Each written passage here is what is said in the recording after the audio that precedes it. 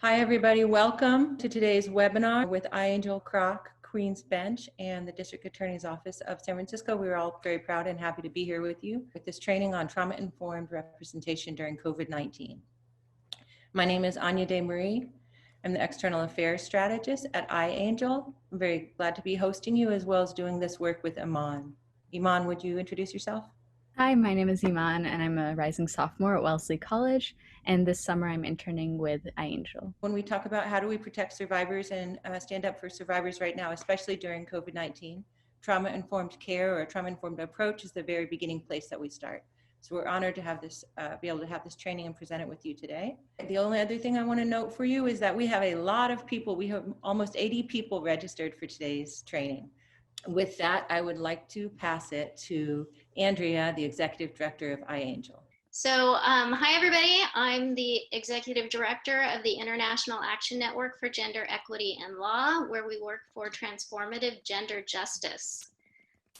At IANGEL, we believe that the individuals and organizations working to protect women's rights, to confront gender bias, and to reform legal and cultural barriers to full and equal participation of women in society should not want for resources. We believe that connecting volunteer lawyers to the cause of gender equity will build a stronger movement for justice worldwide. And most importantly, we believe in a world where all people have the same rights to basic human dignity, fairness, and self-determination. Since 2013, IANGEL has been building a network and promoting engagement. We've had over 7,000 volunteer hours donated. We've put on more than 50 educational events, and we've taken more than 50 global advocacy actions. So I want to tell you about one current advocacy action that you can help us with right now. This is an action we're taking for racial and gender justice. I want to acknowledge that the moment we're in right now, where our country is reckoning with systemic racial injustices, and tell you about something we are endorsing. Both IANGEL and Queens Bench Bar Association, which is co-sponsoring this webinar, are endorsing ACA 5, which is a California constitutional amendment to repeal former Prop 209 and restore affirmative action in public contracting, hiring, and education. This will give our leaders the tools they need to help the most vulnerable in our community. ACA 5 will help alleviate years of systemic racial and gender discrimination and provide a solution to remove the barriers that have harmed and limited the potential of Black Californians as well as women. ACA 5 needs the approval of the California State Legislature to be placed on this November ballot as a proposition. It's currently before the legislature. It passed the House last week and the Senate Labor, Public Employment, and Retirement Committee yesterday. It'll be heard in the Senate Appropriations Committee on Tuesday, and if passed, it will move on to the Senate floor as early as next week. So for all of you Californians on this webinar, we urge you to call your senators to express your support of ACA 5 to help alleviate racial and gender inequities. So I want to tell you a little bit about some of our IANGEL projects that are happening right now. Just quickly, we have a Girls' Rights Project, which is new research concerning laws and regulations on child marriage, reproductive justice, and female genital mutilation. It's a research project that is ongoing, and we hope to get something published in the near future. We recently submitted a paper on women, cultural rights, and climate change to the UN Special Rapporteur in the field of cultural rights. And we have a COVID-19 addendum to that paper, which will be published shortly. We also offer trainings to provide post-conviction and immigration relief for human trafficking survivors. Once trained, pro bono attorneys can immediately begin supporting clients in records clearance and T-visa proceedings. And finally, we have a Teen Information Project, which is a curriculum we're developing in partnership with Queens Bench to teach high school age students about their sexual and reproductive health and rights, and to inspire the next generation of activists. Finally, we're moving on to this current webinar, Protecting Survivors During COVID-19. We'll learn about trauma-informed legal representation and the impacts of COVID-19 on domestic violence, assault, and trafficking survivors. So I now want to introduce you to Alicia Jessen Cook. She is the victim rights attorney at the She currently serves on the board of directors for Queen's Bench with me, and she has chaired its domestic and sexual violence committee since 2018. Alicia, it's all yours. Thank you, Andrea. As Andrea mentioned, my name is Alicia, and I'm the victim's rights attorney at the Cooperative Restraining Order Clinic, or CROC. CROC is a San Francisco-based legal services agency that empowers domestic violence, sexual assault, and stalking survivors to know what their rights and options are and helps them then to enforce those rights. So what this means in practice is that we help survivors of domestic violence obtain restraining orders in family court. If the survivors have children, then we're also able to help them obtain custody orders. For non-intimate partners of sexual assault, we help victims obtain different kinds of restraining orders, which are known as civil harassment restraining orders. And as the victim's rights attorney at CROC, I also provide survivors with direct representation in Title IX campus-based proceedings, as well as serving as the victim's attorney in criminal proceedings. CROC has a 24-hour intake line that's run through Women Inc., and that phone number and our main office number are listed on the bottom right-hand corner of this slide. For the past several years, I've also had the honor of chairing the Domestic and Sexual Violence Committee of Queen's Bench. Queen's Bench is also a co-host of this webinar and was formed in 1921 by a group of women lawyers who were frustrated by the resistance that they faced with participating in local bar associations. So the mission of Queen's Bench has been to foster professional and social relationships among women lawyers and to promote equality and opportunity for all women through education, programs, and community outreach. Today, we are all lucky to have Dr. Gena Castro Rodriguez here to present on this important and timely topic of trauma-informed representation to vulnerable clients in this time of COVID-19. Dr. Gena Castro Rodriguez is a psychologist and licensed marriage and family therapist. She holds a BA in psychology from Sacramento State University and a master's in counseling psychology from the University of San Francisco, and a doctorate in clinical psychology from the California Institute for Integral Studies. In her clinical private practice, she specializes in trauma, focusing on girls and young women using a control mastery and relational framework. She's worked with children, youth, and families in the dependency, delinquency, and criminal justice system for more than 25 years, including 10 years as the co-founder and executive director of the Girls Justice Initiative and Youth Justice Institute. Her personal and professional interests are in the area of trauma, female delinquency, cultural humility, victimology, and gender responsivity. Dr. Castro Rodriguez is the chief of the Victim Services Division for the San Francisco District Attorney's Office, overseeing victim advocacy, mass casualty, restitution, and the California State Victim Compensation Program, recognized expert in her field, and is a committed advocate when it comes to helping the most vulnerable and traumatized populations. So thank you very much, Dr. Castro Rodriguez, for being here today, and I turn things over to you. Thank you very much for having me. Let me just share my screen. Thank you everyone for being here today. I'm excited and honored to be talking to you about these populations of survivors today. You know, we've been doing a lot of work in this area over the last 3 months during the shelter in place, particularly with these categories of crime groups, because we are seeing a decrease in reporting and reaching out for services. Unfortunately, that doesn't mean that the cases are going down or the incidences of violence are going down. It means that as we are sheltered in place and as we are more disconnected and isolated, people are have less access to resources and services and the ability to come forward. So this is really important content. These are the things I'm going to cover in our brief time today. I want to talk about the dynamics of sexual assault, domestic violence, and human trafficking. I'll talk about some of the similarities and some of the issues that go with these cases that have to do with relationships, that have to do with trauma, that are often at risk for being having multiple victimizations, and how we think about the cases when we're moving forward. We're also going to talk about some important aspects that are happening right now during COVID-19 and shelter in place.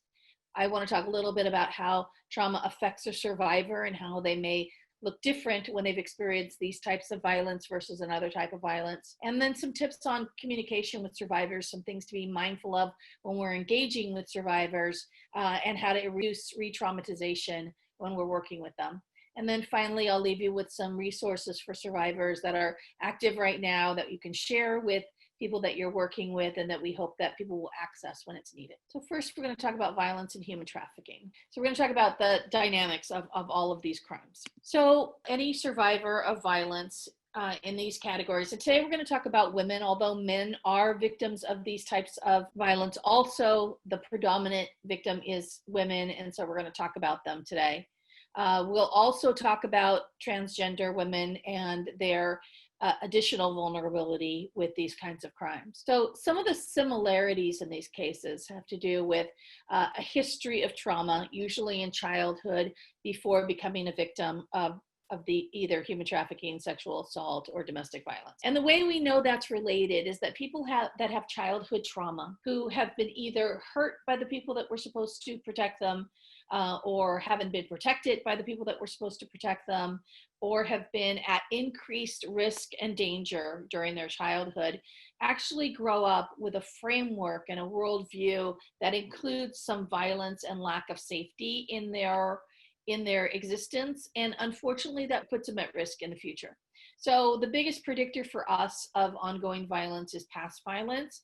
So someone, particularly when they're a child that has experienced child abuse, sexual abuse, severe neglect, assault by someone else, those kinds of things frame the way that child is going to walk around in the world and affects their ability to detect danger and respond to it, as well as to keep themselves safe, particularly in relationships.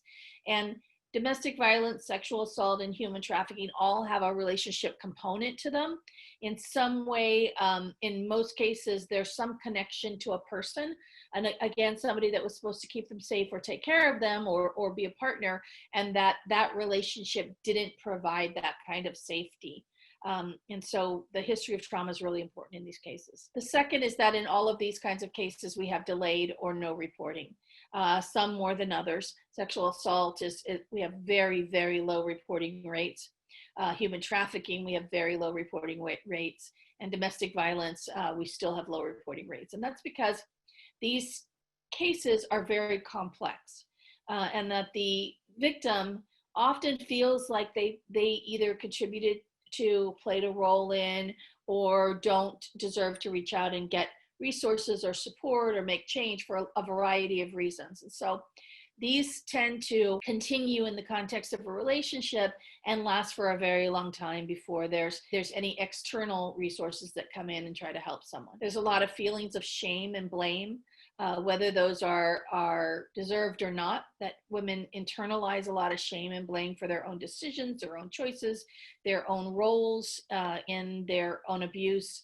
And that is another thing that keeps them from coming forward and accessing services. There can be incomplete, inconsistent information.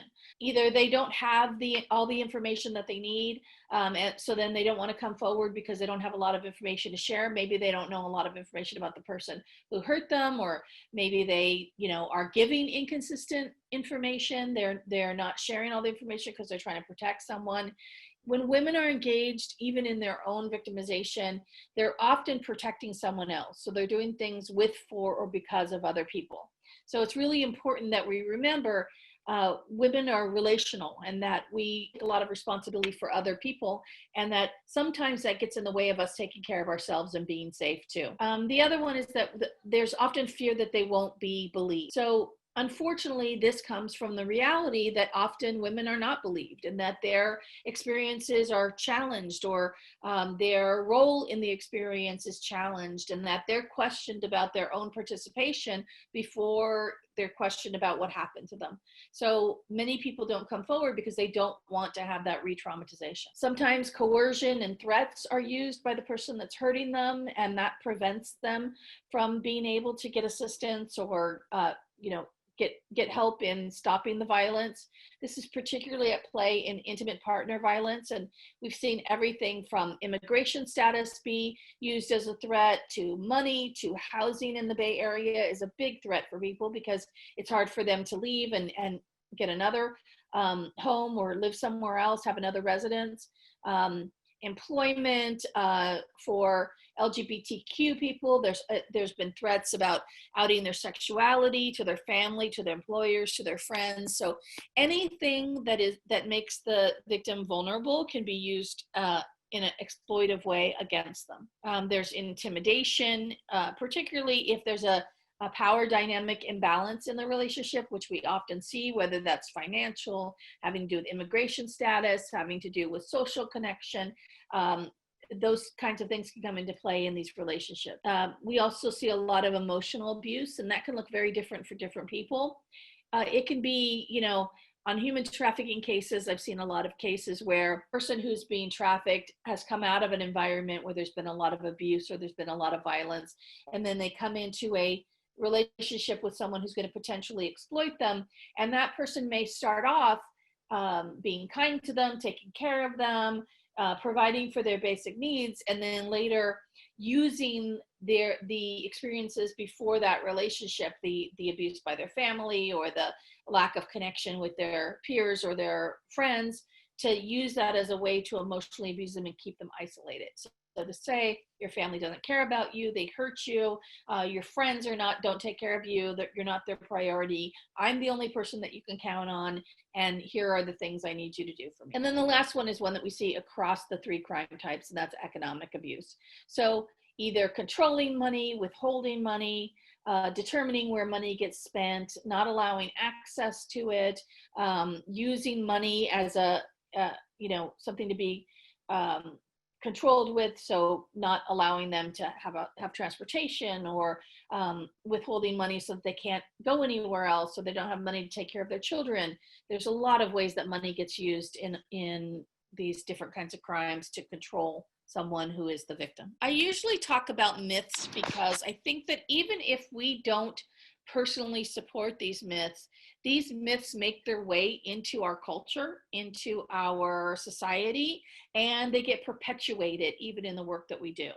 So, the myth for sexual assaults is that they are committed by strangers, that they're often violent, physically violent, that there's physical injury, that a weapon was used, that the person was able to report the abuse and accurately recall what happened to them and give a description of the person that hurt them and give a description of what happened, and that this is sort of this nefarious dark alley kind of event. This has been framed by TV and by movies and by fiction, and unfortunately, it's not the majority of the cases. It's actually a very small number of the cases are violated by a stranger. So the idea of walking down an alley or being in a dark parking lot and having someone attack you, that's actually quite rare.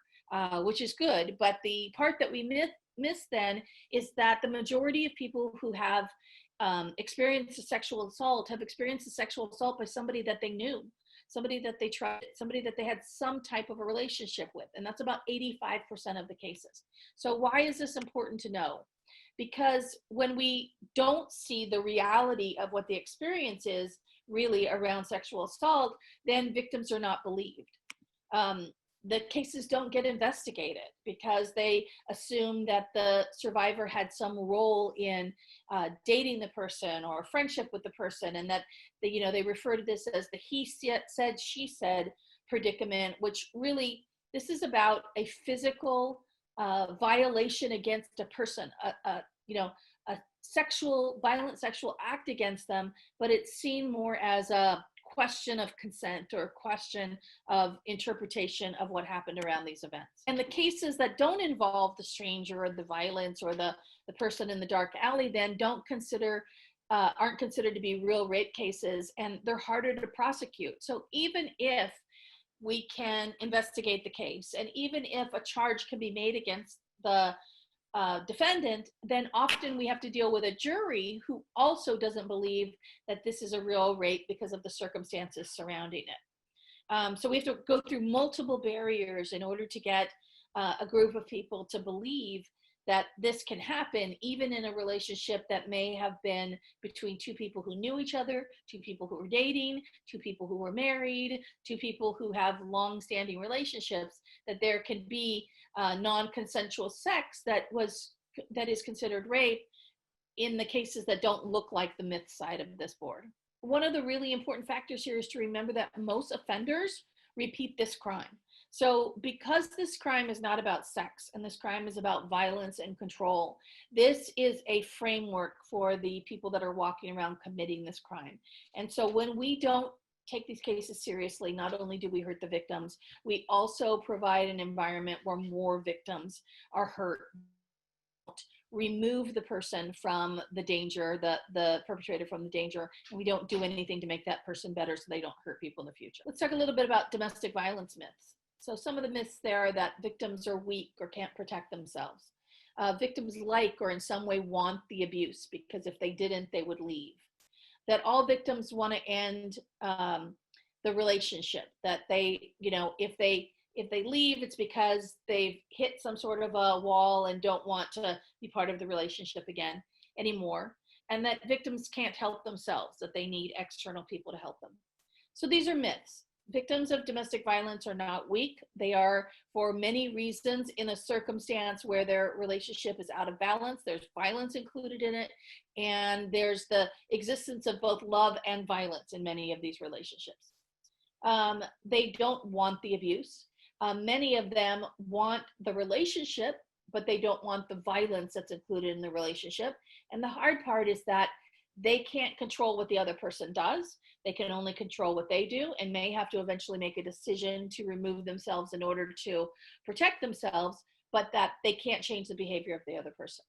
I want us also to remember that when and if a victim decides to leave, that is the most dangerous part of the journey to dealing with a domestic violence relationship. And so for many reasons, that becomes the hardest part and the most critical part of working with a survivor. And then the fact that we believe victims can't help themselves, that it's just not true. Victims know what is best for them. They may not have all the tools, resources, or ability to do those things right now. And with support and with ongoing support, they can often get to a place where they can make decisions to better protect themselves, both physically and emotionally. So why these myths matter? Because relationships are complex and dynamic. Majority of these relationships started with attraction and started with love and started with some good parts of this relationship. And then there are pieces that were also violent. There's pieces that are also abusive. It doesn't mean that those good pieces go away. It means that the violent pieces, that the hard pieces are predominant and that they're causing the most damage. But that's why they stay connected to that person or want that person to get better or stop the violence. And why they want to be with that person is that it started with that love and that attraction and that emotional connection. No one wants to be in a violent relationship.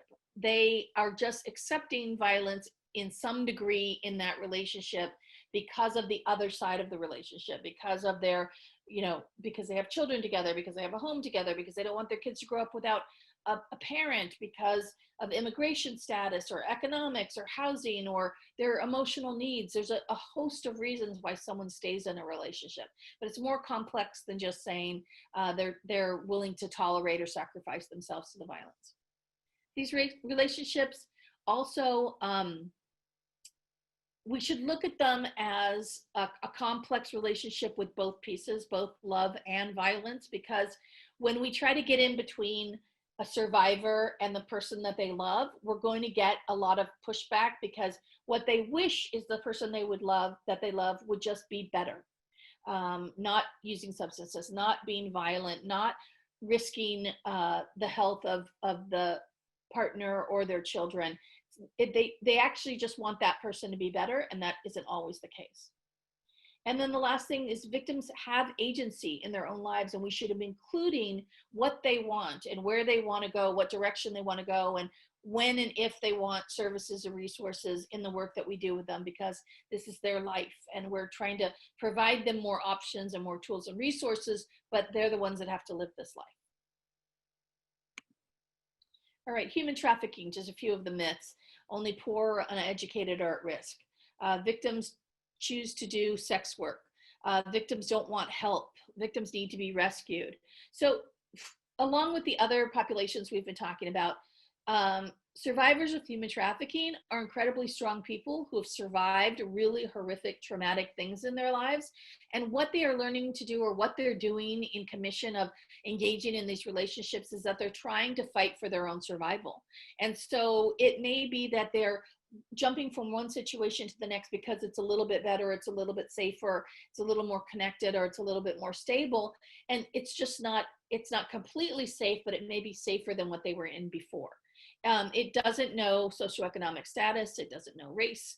There are many men who are also trafficked, particularly gay men and particularly transgender women are at high risk for being trafficked because they come out of histories of trauma. They may not have as much social connection and support. And then they have these predators who are looking for people that have that background, that need them, either physically, emotionally, financially, and then they're going to fill that void. So human trafficking affects all races, genders, sexual identities, religions, and abilities. A minor cannot consent to engaging legally in sex work because in California, we know that children don't have the capacity to take care of themselves before they're 18 years old, fully financially, take care of their education, take care of their housing. And so they often have to rely on other people to do this. And if it's not their parents, then they could be relying on their exploiter in order to help them manage that.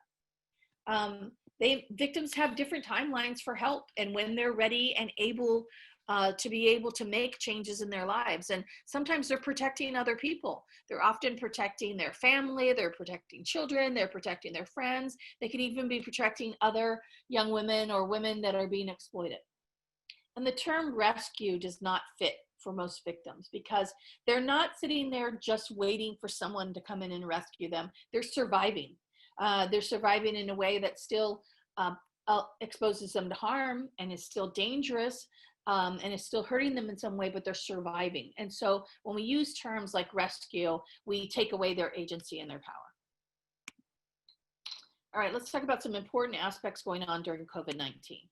So one, the shelter in place has caused people to have to stay more local, stay in their homes, have less access to outside people. And unfortunately for these three survivor populations, that means that they may be sheltered in place with their abusers, or they may be disconnected from people that were healthy, or they may have less time away from people that are harmful. We also have more isolation, so they're not able to visit family members, they're not able to engage with coworkers, they're not able to engage with education schools, even if that's their children's schools. So they're more isolated, and when they're more isolated, more things can happen without other people having eyes on it. There's also increased stress, both for them and for someone who might be perpetrating violence against them. So economic stress or employment stress, or, early in the pandemic, we had issues with even getting food and getting the supplies that you needed. And all of that stuff raises the intensity in a home and then can exacerbate underlying or ongoing violence. During COVID-19, we have less resources. So even many of our agencies that are open, like the Victim Services Division at the District Attorney's Office, we can't see people face to face. So we have to check in through text and phone and video, and we just don't have the same capacity to fully evaluate what's going on and provide the kind of support that we need for survivors. This is causing them to have more dependence on their abusers or people who might be exploiting them. And then there's fewer housing options, fewer things that we can do to help someone get to another place if they aren't safe. We've built out some resources in San Francisco during the pandemic. We have some emergency hotel rooms that we've worked with hotels in San Francisco to secure. We have some emergency apartments that we've worked with a company called Veritas, who does corporate housing, and we have 15 units that are almost all filled. We have 14 different families in those 15 units right now to provide some extra housing support. And now we have a partnership with Airbnb to use some of the unused Airbnb homes and apartments in San Francisco, and we're slowly rolling that one out, but the need way outweighs the availability of those resources. And then there's also a racial justice component right now, particularly while we are dealing with all of the racial injustice issues in our country. we have victims and survivors that don't want to call the police on men of color. That remember that we talked about the relational component of these crimes, and that they care about that other person. There's some love included in there, even if they're being hurt, and they don't want to call the police on them. They don't want to risk the lives of those men or those perpetrators by calling the police. Want law enforcement involved. You know, they also take the risk of being arrested themselves if it's deemed that there's mutual combat, or if it's deemed that you know, they're making a false police report, or that they are in some way contributing to the crime that's happening, and so it puts them at risk too. They could also be at risk of losing their children, and these are all the fears that they have about engaging law enforcement. And then they're just worried about criminalization and violence for men of color or people of color that they may be calling the police on, and getting them involved in the criminal justice system, and sort of losing the ability to control the situation, even in a situation that to us on the outside might seem like it's already out of control. So let's talk about how trauma affects a survivor. These are the things that are barriers to reporting. One is that they won't be believed, that they'll be questioned, someone won't believe them. Recently, I work with the Special Victims Unit in San Francisco. I do training with them, and we also partner with them on these crime types.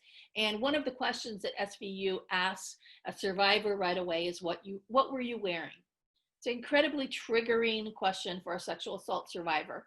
And when probed, they will say, the reason we need to know is because we're going to search video on the street, we're going to search video in businesses, we're going to search video in bars, and we need to know what they're wearing in order to be able to pick them out and try to see what happened. Okay, there's many ways we can ask that question, but when you just ask a survivor, what were you wearing, with no context, if I'm the survivor, that's going to make me shut down right away, because that implies to me that you think somehow what I was wearing contributed to this, and then I don't trust how you're going to interpret or judge the rest of my statement, so I'm not going to talk to you anymore. So we're working really hard to help people understand how to phrase questions, how to give more explanation and context, and how to help people understand why we need certain information and how it will help with the case. They're concerned that they'll be blamed.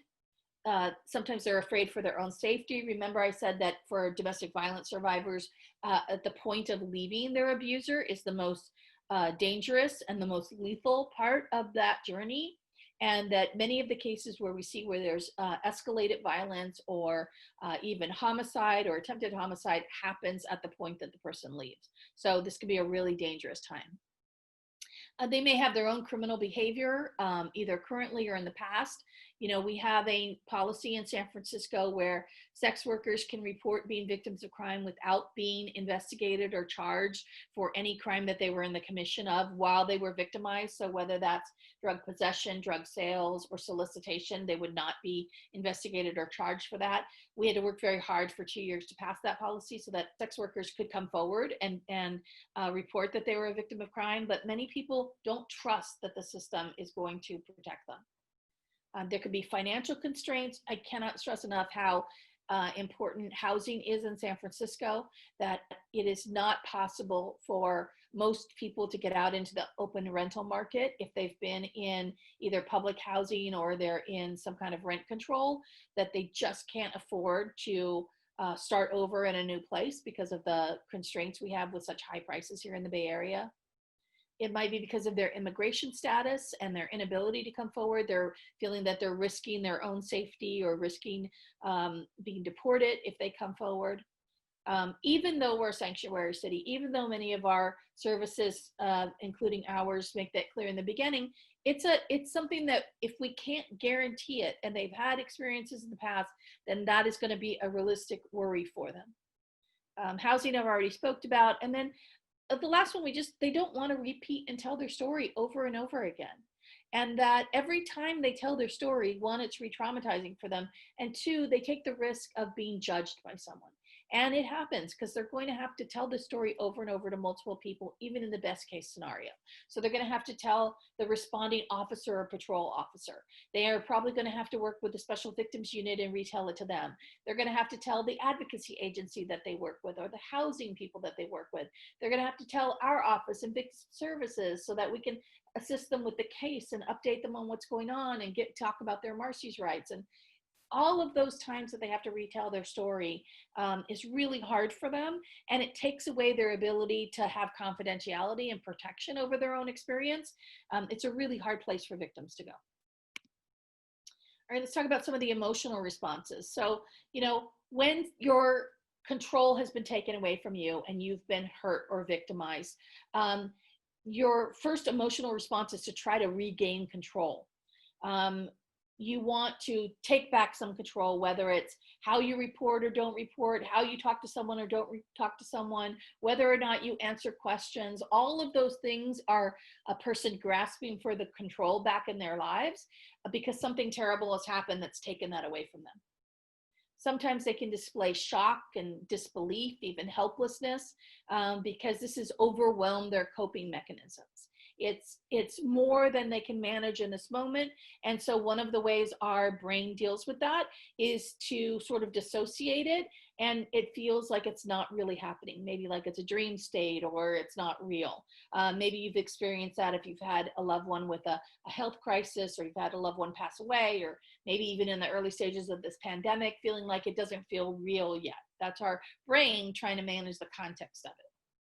They can have guilt, shame, loss of their own self-esteem, you know, blaming themselves for the decisions they've made, or blaming themselves for where a relationship or where a choice has gotten to. And that will prevent them from seeing themselves as needing protection and safety and protecting somebody else. They can have suppressed or intense emotional experiences. So, you know, that includes everything from crying and feeling really sad, to feeling extremely anxious or hypervigilant, all the way to feeling irritable, angry, and having outbursts. All of that spectrum all of those can be responses to trauma, because when your mind is trying to manage something that overwhelms you, and the feeling is that you've been hurt or violated or something's been taken away from you, we have this primal instinct to gain that control back and to protect ourselves. And so it can look like any of the things on the spectrum on the bottom line here. It can be expressed in many different ways.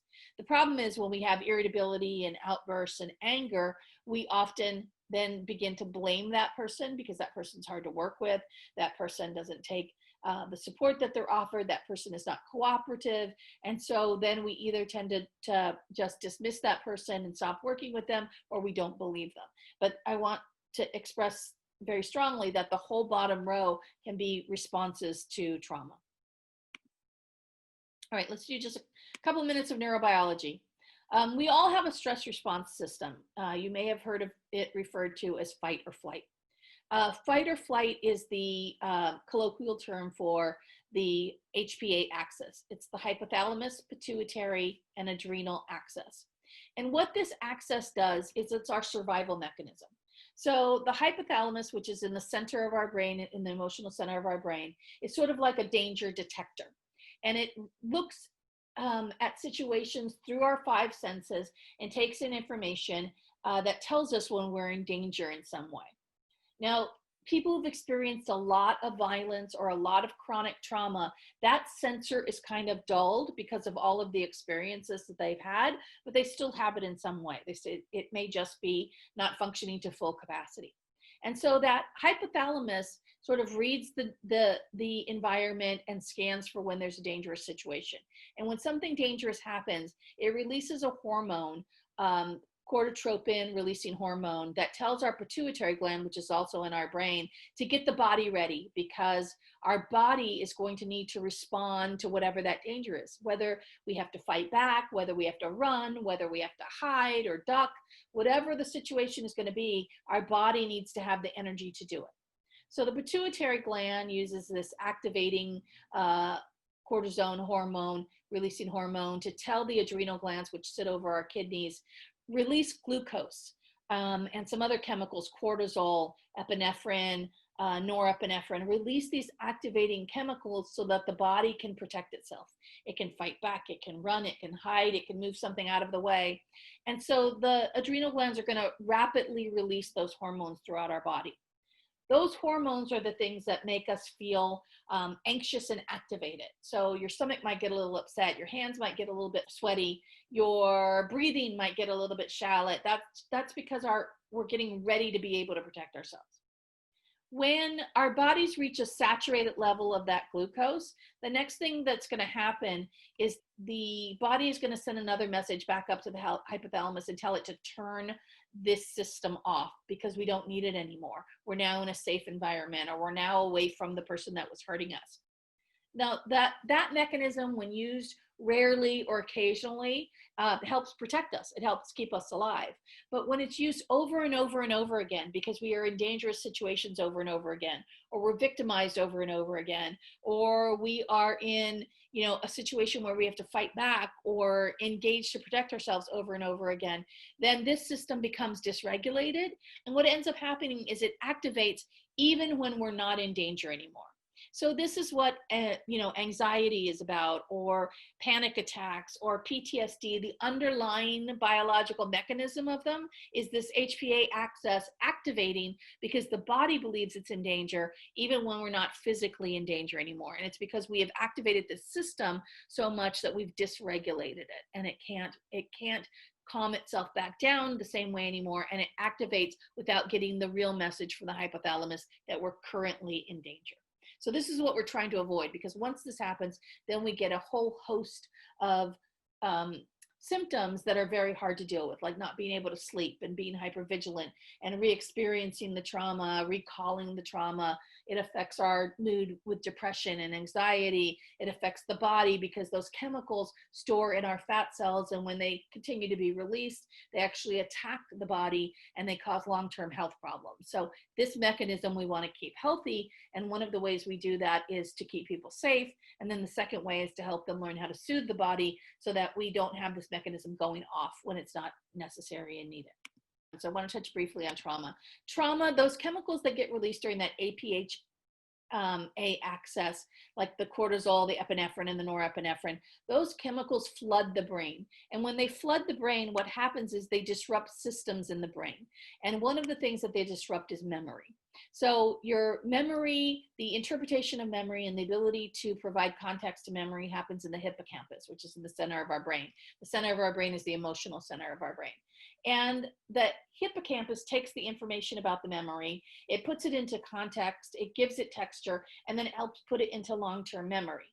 If it makes it to long-term memory, then that's the kind of memories that we have that we can recall when we want to. If I want to think about my 12th birthday, I can think about it for a moment and I can recall pieces of it. I can bring it out and I can look at it. When you have a trauma memory, if these chemicals are activated at the same time and they're flooding the hippocampus, then the hippocampus doesn't work effectively, and those memories get stuck in the sensory interpretation of them. So things that we smell, things that we hear, things that we see, and they never make it to the long-term memory in a way that it gets classified so that we can put it away and pull it out when we need it. And instead they stay very close to the surface and they come up when we don't want them to. So you're walking down the street and that memory surfaces for you and you're re-experiencing it, even though you're not in danger anymore and you're not recalling the memory. It hasn't gone to the right place to store, so it's going to hold there. It doesn't get consolidated correctly, and so you have flashbacks of these memories. And you don't only have the visual piece of the memory, you get the other sensory pieces of the memory. And so you also get the emotions that are attached to that memory, and it makes you feel really bad or feel really scared or feel really in danger. And unfortunately, there's a couple of outcomes from this. One is that a survivor often doesn't have the capacity to have those memories in full context, like if they had made it to long-term memory, so they can pull them out and they can talk about them and share that information with someone else if the case is being looked at or investigated, or they're trying to tell you what happened to them.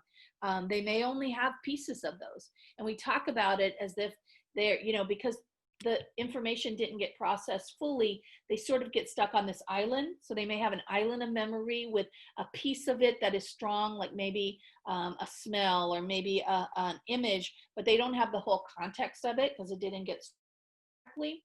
And then what happens is they're not able to give that information and they're not able to put it in long-term memory, so it stays sort of on the surface for them and they keep re-experiencing it.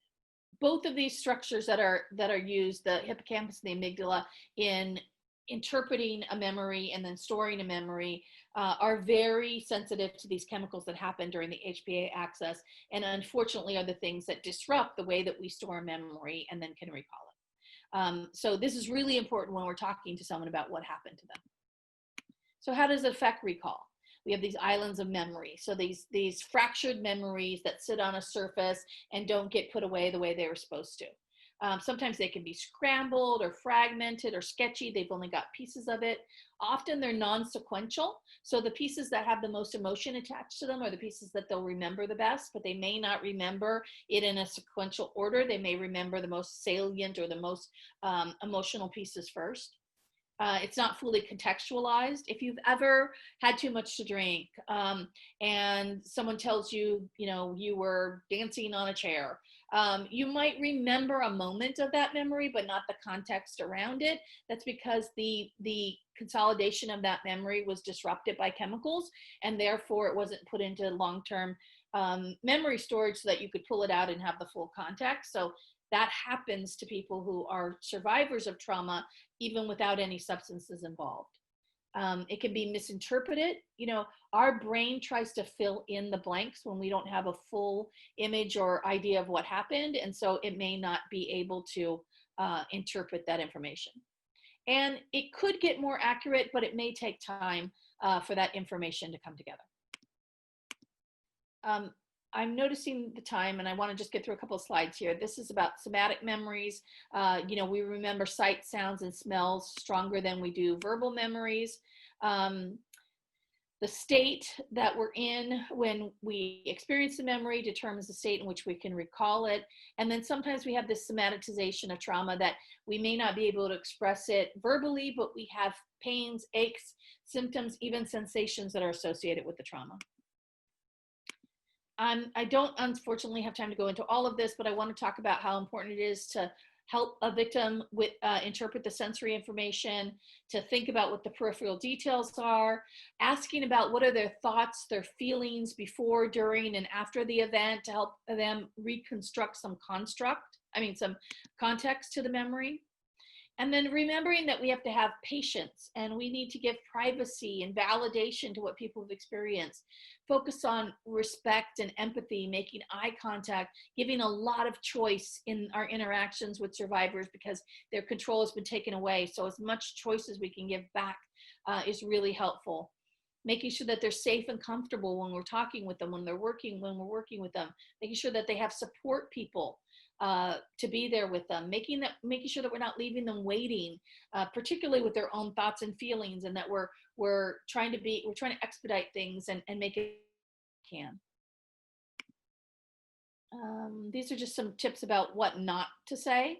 I just need the facts from you. It's not my job to decide what happened. Why didn't you fight back? Why didn't you run or escape? These are all blaming language that doesn't take into account what happens to somebody who's experienced a trauma.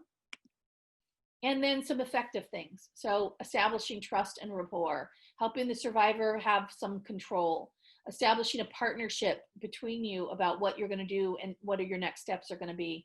Making sure you're giving them breaks. They're pulling all this energy in order to recall something traumatic that happened, addressing their concerns, and then considering all cultural, religious, faith considerations as part of their trauma.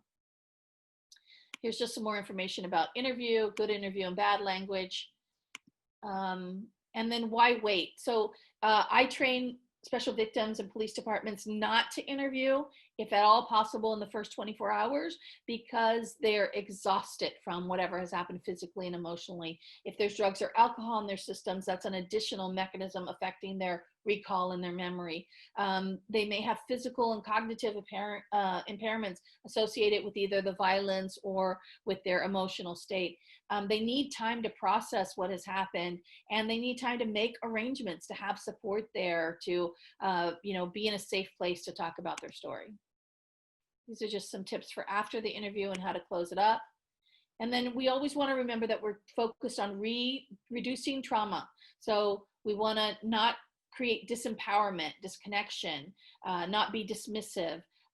Know that there's internal shaming and not provide any external shaming or blaming. And then these are some resources that you can access. Some of them are local resources in San Francisco, and then some of them are national, and I've broken them up by crime type. And then now we can take some questions. And sorry, not only do I talk fast, but that was a lot of information in a short amount of time. The question is, what recommendations do you have for contacting or communicating with clients who may be even further isolated with COVID, concerns about being tracked, whatnot? Yeah, our office is just doing outreach check-ins. So just calling to see how people are doing, asking if there's any other information or resources we can provide, just trying to keep the rapport and the relationship going, letting them know that we're available, letting them know that other resources in the city are available, and that we can be a touch point for if they need to access those resources. Another thing that we do that I think is really great is we ask survivors, how do they want to be contacted? And that includes the method that they want to be contacted by. Is it safer to get an email? Is it safer to get a text message? Do you want to call? And if so, to what number? And then we also talk about time of day. The last thing I want to do is someone's trying to work or take care of their children or be with their family, and we're calling to reach out and talk about their sexual assault that happened 3 months ago if they're not in a space to take that information in and have a conversation about it. So making sure that we know how they want to be contacted and when they want to be contacted is really important to us. Thank you so much for answering that. And then I have a question real quick about as an undergraduate student, I just was wondering, in general, on college campuses, what is the best way to address that? And I think a lot of students especially feel uncomfortable talking to adults and just friends about those issues. So what is the best way to support friends? And then also how does Title IX impact and support, and how is that a good resource?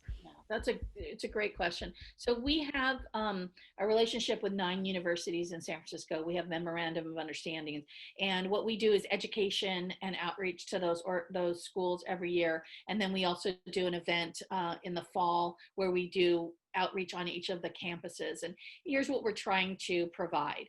One is information about resources. So you have students that come from all over the world, come to a campus, and they don't know the local resources. So you have school resources, you may have peer counselors, you have a Title IX coordinator that you can report to. Some schools have reporting tools, like USF has Callisto, which is a reporting system where you can make a report and hold the report. You can make a report and decide to hold the report unless somebody else comes up with the same perpetrator's name, or you can make the report and have it sent to the school.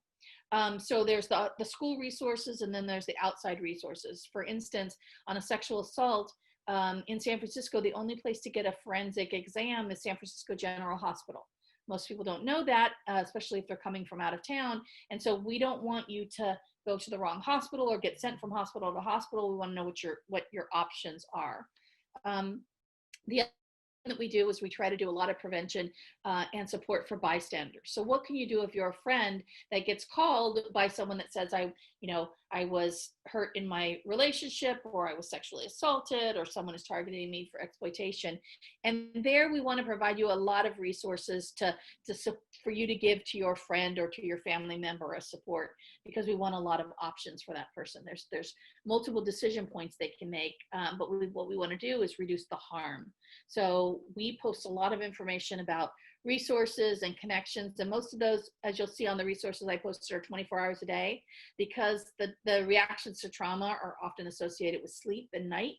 And so, it's not a Monday through Friday 9 to 5 experience, and so the resources have to be 24 hours a day. So as a friend or a colleague or a family member or a peer, what you want to do is have information about those resources and who to reach out to. And then know that there are confidential advocates that work in nonprofit agencies throughout the city. That means that you can tell them what happened and they don't have to report that anywhere, and that you can discuss those options. So we use SF War, we use Women Inc., or lots of the organizations in San Francisco that can have those conversations and provide information to survivors. Thank you for that answer. Great, thank you, Gena. I have another question that I want to name from the chat. What if people want to get more involved in the police reform movement that is happening right now? If people want to become more involved or offer their services or skills in terms of the depth of need that we have for psychological and therapeutic skills to help with emergency response calls.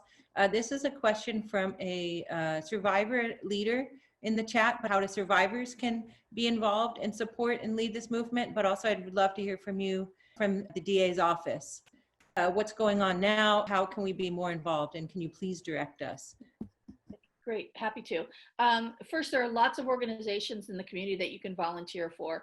SF War is a peer-run organization. They take volunteers who answer their hotline 24 hours a day, who could be an advocate that goes out with a survivor for a forensic exam or to engage in a service.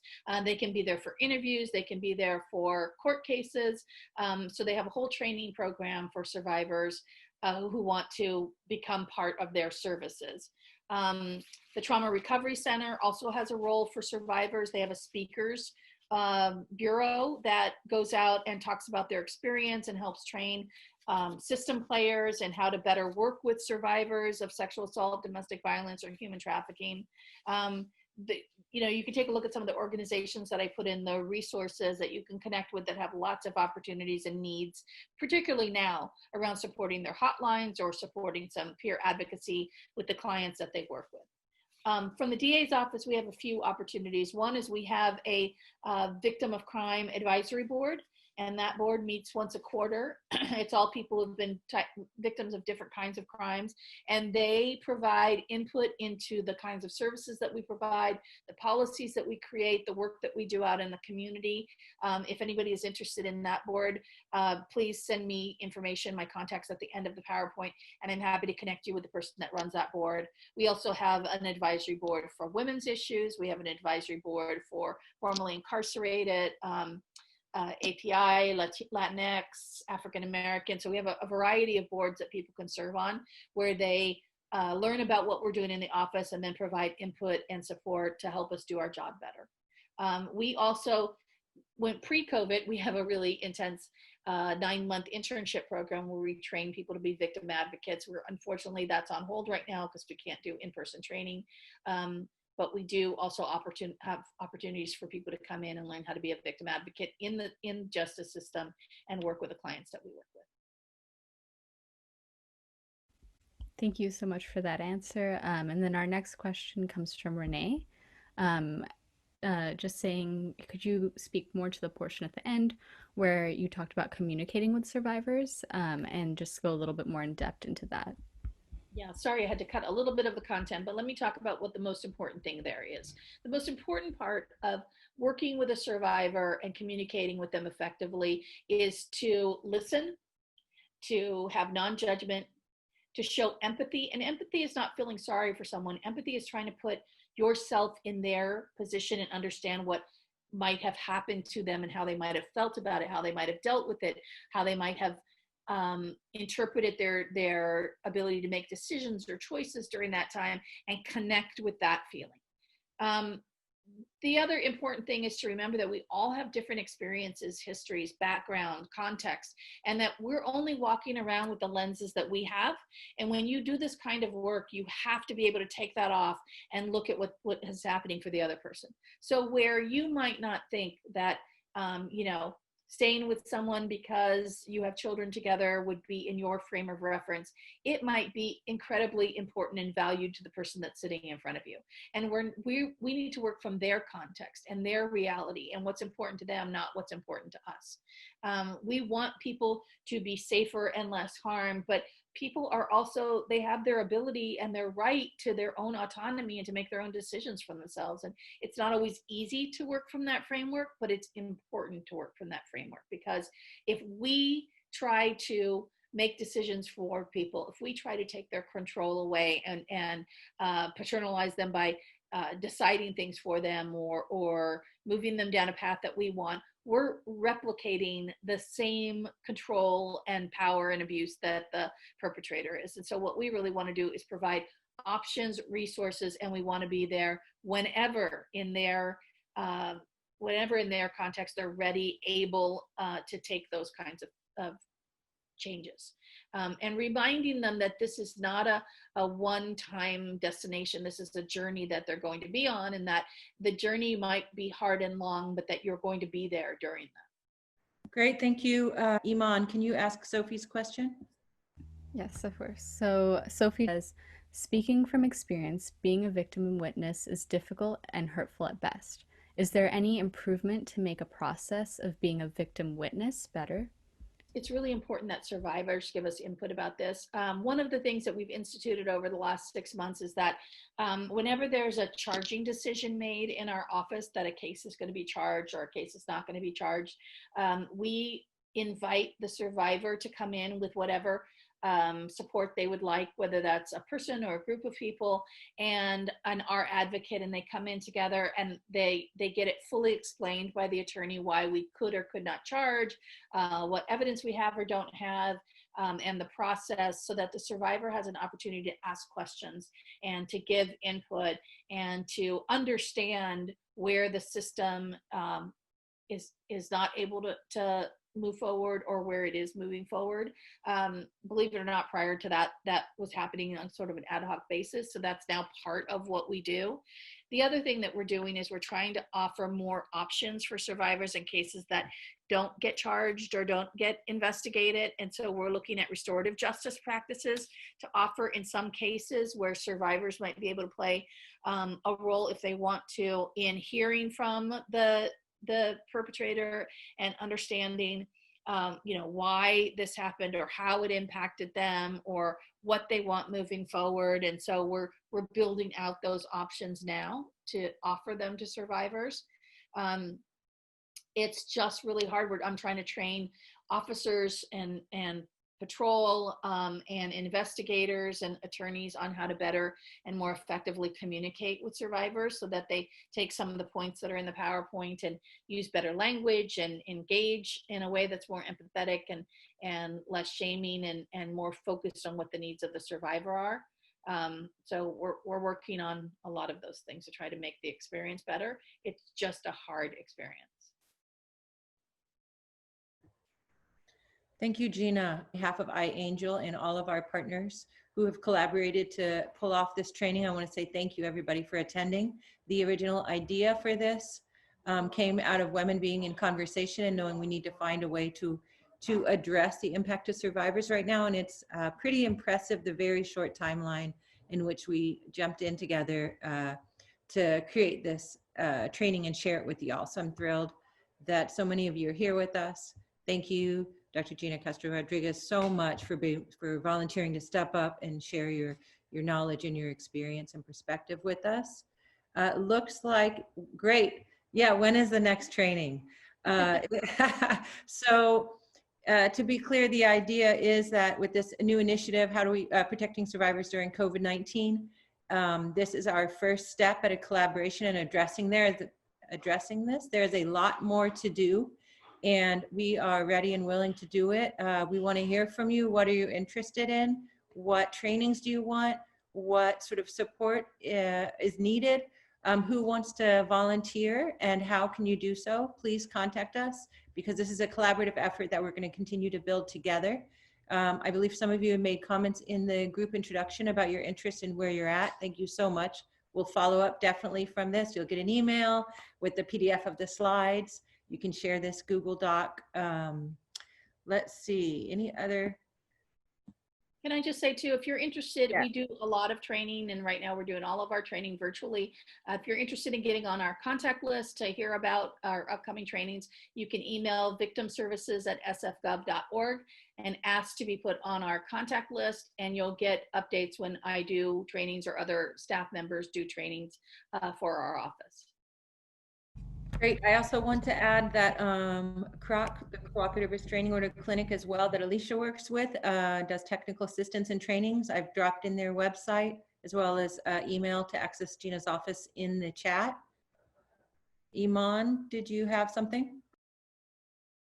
Yeah, I just wanted to add, IANGEL has been doing work, advocacy work in response to COVID-19 and how it's impacting survivors. So that will also be updated on the website, and you can read about it and continue to support it through like local and global legislation through IANGEL's website.